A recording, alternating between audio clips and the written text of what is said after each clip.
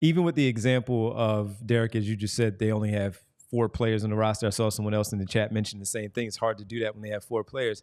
Not really, because when you look at this past season that they still had the same 2 players. James Harden left, and they had role players around. Tobias Harris was supposed to be that other 3, at least to give you the consistency of what you feel he should in that third role, and others past him in that role. Kelly Oubre and a few others, Nick Batum, just becoming more valuable for what they did and helping the team win. So we're still looking at a situation where they were in there this season with those 2, one of which was really injured and missing 29 games. The other could not carry that load for the 29 games as we thought he might have been able to, even though it doesn't take away from how spectacular his season was.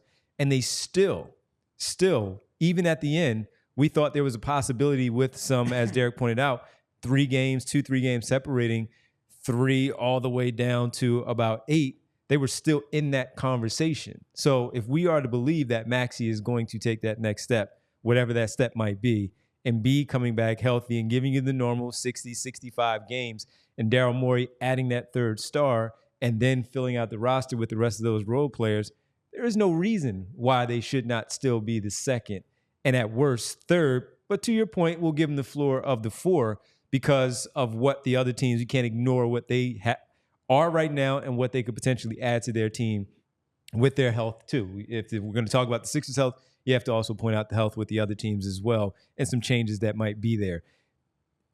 Cleveland starts really good early last season. They start to fade. Same thing with Orlando, where they started. They have a massive question mark with the Mitchell Garland fit. Yes, like a massive. yeah. Like and that's they even the front added the court for Garland. that matter. I mean, Mobley and I'll Allen. I'll do my Cleveland spiel in a little bit. So with that, if not for the injuries, we were talking about the Sixers being right there as the best team with Boston in the Eastern Conference until Embiid went down. So as a result, I still think they're right there with you. The New York thing is fun.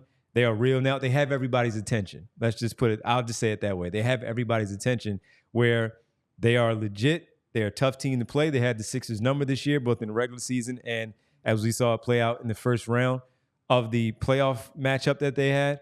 But with Embiid, I always put them at a high regard of where they should be in the conference because he's that good. And once again, in the second year of Nick Nurse's system, with Tyrese Maxey, year number 5, elevating his play again as his arrow just continues to go up, I believe they are that good in this conference where we're talking 2 to 4, but I put them at 2. We're also starting to get some, and it's not unreasonable pushback on, well, they only have 2 guys, you argue 3 with Paul Reed, depending on, the decision they make with him. 4. Don't forget about Ricky. And Ricky. No disrespect to Ricky. We love Ricky on this show. Go get him, Rick. So to only have, 4, approximately 4 guys next season. Well, how can you call them this? Well, if you look at some other teams we're talking about here, Milwaukee has like 7 guys that are locked in. And a couple of those guys are Pat Connaughton, hasn't been good for a couple of years. Beauchamp, who Doc Rivers doesn't want to play. Yeah.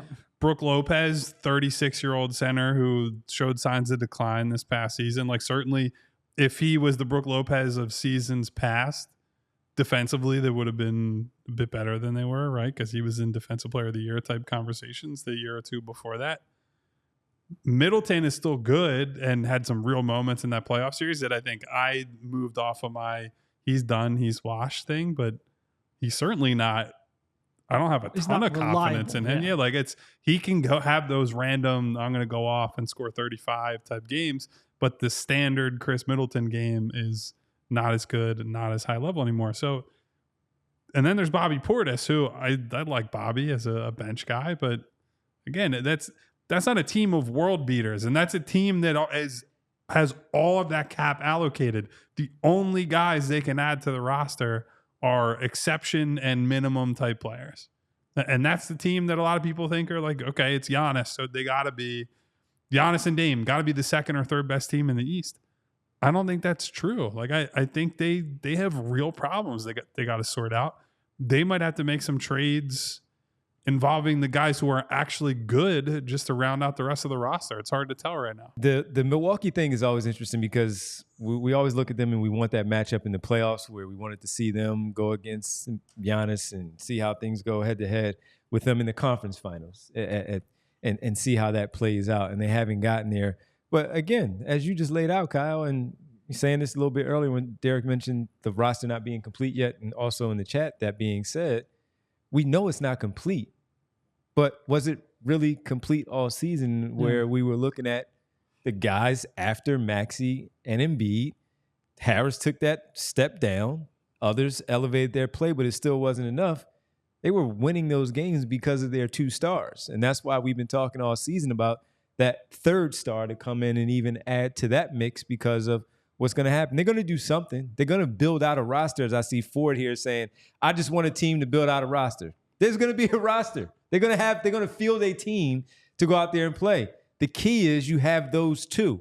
And right now, even with those 2 and not knowing what the rest of it looks like, that's why we still put them in such high regard of where they are, because Embiid is elite and Maxey is taking, again, that next jump potentially to be in that conversation. We all silly like the mayor.